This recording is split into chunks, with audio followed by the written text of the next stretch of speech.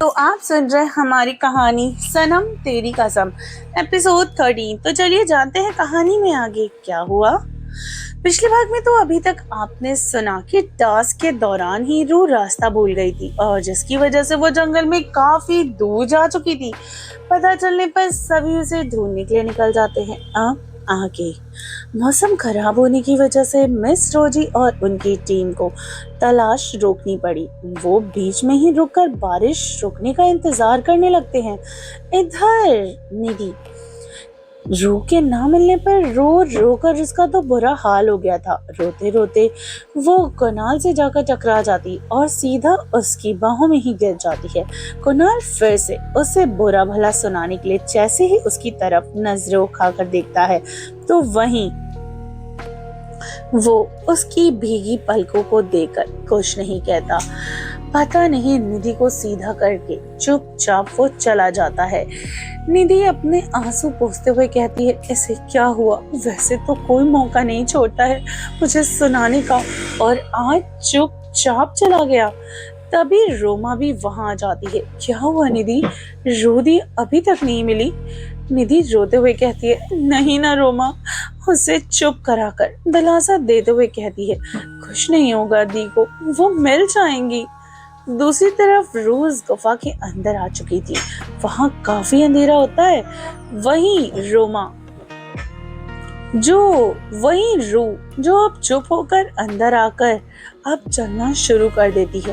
तभी चमगादड़ों का एक झुंड उसके ऊपर हमला कर देता है, जिनसे बचने के लिए वो तेजी से गुफा के अंदर भागना शुरू कर देती है। भागते भागते उसे एक हल्की सी रोशनी दिखाई देती है तो वो उस रोशनी से भागती हुई इस रोशनी तक पहुंच जाती है।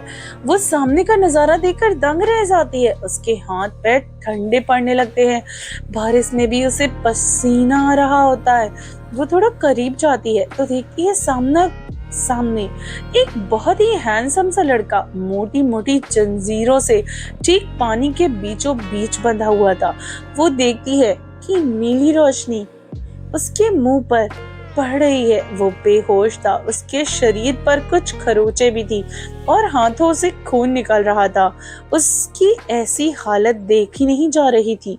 वह थोड़ा डरते और संकोच करते हुए आगे बढ़ती है और उसके ठीक सामने पत्थरों को पार करते हुए सीधा उसके सामने वाले पत्थर पर पहुंचती है और उसके पास पहुंचते उसका चेहरा देखकर उसे कुछ अजीब सा लगता है, मानो उसने जैसे उसे पहले कभी देखा हो। वो लड़का अभी भी बेहोश था। रूह से रहा नहीं जाता तो वो अपना हाथ उसके माथे से बहते खून को रोकने के लिए आगे बढ़ा देती है। आसपास का नजारा बहुत ही ब्यूटीफुल होता है। चमकता हुआ पानी, क्रिस्टल जैसे दिखने वाले पत्थर और उनकी नीली रोशनी और उस पर पड़ती नीली रोशनी चमकती जुगनुओं के माहौल को और भी ज्यादा खूबसूरत बना रहे थे। दूसरी तरफ कशिश अभी भी रूह को ढूंढने में लगा हुआ था। बरसात के पानी में वो रूह की तलाश कर रहा था पर रूह उसे कहीं नहीं मिलती है। बरसात थोड़ी हल्की हो जाती है और आसमान में खूबसूरत नीला चांद साफ दिखाई देने लगता है। आज का चांद बाकी दिनों के चांद के मुकाबले और भी ज्यादा खूबसूरत और विशाल होता है। और वो भी क्यों ना हो, आज महा अमावस्या के पूरे चांद की रात जो थी, जंगल का माहौल और भी डरावना हो जा रहा था। बारिश की बूंदें पूरे जंगल को भिगा चुकी थी। ऐसे में रूह को ढूंढना और भी मुश्किल हो जाता। आखिर कौन है वो लड़का और जंजीरों में क्यों बंधा हुआ है और क्या रूह को कशिश ढूंढ पाएगा? जानने के लिए सुनते रहिए हमारी एक खूबसूरत कहानी सनम तेरी कसम, सिर्फ जेनी FM जान के साथ।